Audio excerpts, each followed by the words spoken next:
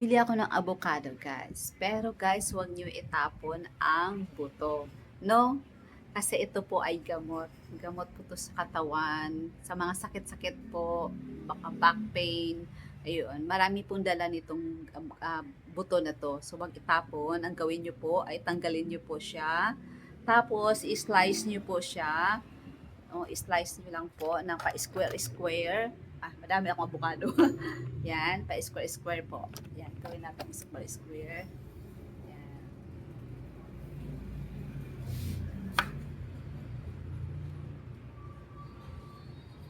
Yan, square lang po natin siya.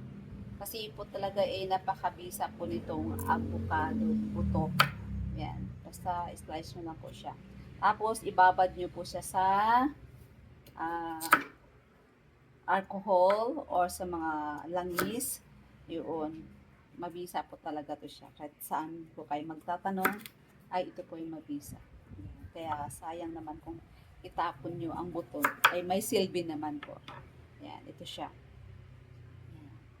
Ito siya. Ayan. Ilagay nyo lang siya sa garapon at lagyan ng langis. Yan. Some more tips for herbal. Yan.